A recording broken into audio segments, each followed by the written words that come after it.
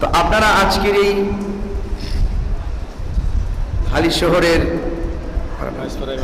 মাইজপাড়া ইমামে আজম জামে মসজিদের যিনি খেতাবত করেন, আমার সহযোদ্ধা সুন্নিয়তের লড়াকু সৈনিক, বাতিল আতঙ্ক অত্যন্ত সুদক্ষ সাংগঠনিক, রাজপথে যিনি সর্বপ্রথম সুন্নিয়তের কল্যাণে ঝাঁপিয়ে পড়েন, আমার সহযোদ্ধা আল্লামা এনাম রেজা কাদরি।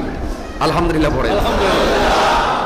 আপনারা দেখেছেন বরাবর যে এনাম রেজা কাদরি অ্যাকচুয়ালি শুধু একজন আপনার মসজিদের খতিব হিসেবে তাই নয়, তিনি একটা বিপ্লবের নাম, ঠিক কিনা? কারণ সংগ্রামে, সংকটে, বিপ্লবে আহলুস সুন্নাত ওয়াল জামাতের খেদমতে যখনই কোনো অপশক্তি আমাদের কাউকে লাল চোখ করে তাকায়, তখন তাদেরকে ক্ষান্ত করে দেওয়ার জন্য যে মানুষটা সর্বপ্রথম মাঠে ঝাঁপিয়ে পড়েন, তিনি আপনাদের খতিব এনাম রেজা কাদরি। আলহামদুলিল্লাহ। তো সুতরাং আজকে গত রাত্র আমরা একসাথে এই সাংগঠনিক কাজেই ব্যস্ত ছিলাম, এবং আপনারা জানেন আজকে যে খতিবের দায়িত্ব, আমি খতিবের খেতাবতের দায়িত্বে আমাকে দিয়েছেন, আসলে এত বড় জায়গায় বসে কথা বলার যোগ্যতা দক্ষতা আসলে আমার নেই। তারপরও আমার সহযোদ্ধার একান্ত অনুরোধ আর হালি শহরের প্রতি আমার একটা যে মনের টান, যে ভালোবাসা, সেটা আমি হৃদয় থেকে অ্যাকসেপ্ট করে আপনাদের মাঝে এসেছি। আমি গতবারও বলেছি হালি শহর শুধুমাত্র হালি শহর না, এটা প্রেমের শহর, ঠিক কেন বলেন? তো এই প্রেমের শহরে যারা বাস করে তাদের সাথে একই জায়গায় একত্রিত হতে পারায় সেটা অত্যন্ত সৌভাগ্য এবং আনন্দের ব্যাপার। তো আল হারামাইন হজ কাফেলার স্বত্বাধিকারী যারা এখানে আছেন, ম্যাক্সিমাম তো এখানে উপস্থিত।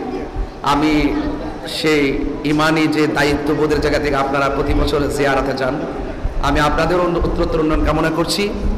পাশাপাশি যেখানে আমি বসেছি এই মেহরাবে অনেক আলোচনা করেছেন আমাদের এনাম রেজা কাদরি সাহেব, অনেক আলোচনা আপনারা শুনেছেন, কিন্তু আজকে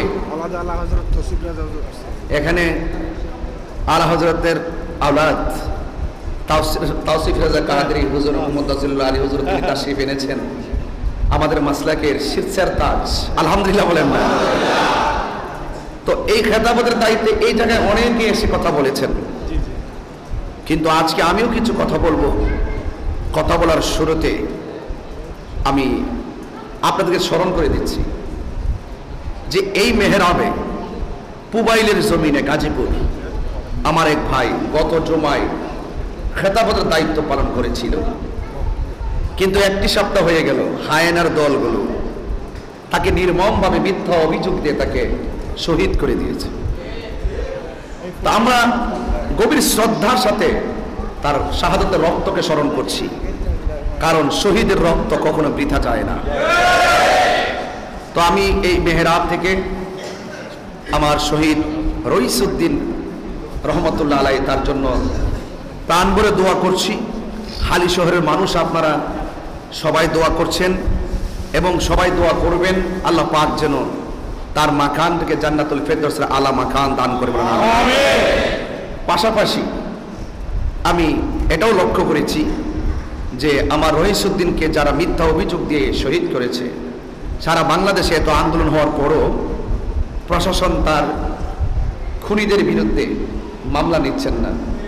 আমরা তার তীব্র নিন্দা জানাচ্ছি এবং এটাও লক্ষ্য করেছি ঘটনা ঘটার পর 6 দিন পরে এক শ্রেণীর লেবাসদারি মৌলবী কিছু মহিলাদেরকে 300 টাকা ভাড়া দিয়ে এনে সেই রইসউদ্দিনের বিরুদ্ধে তারা ঝাড়ু মিছিল করাচ্ছে। নাউজুবিল্লাহ পড়ে।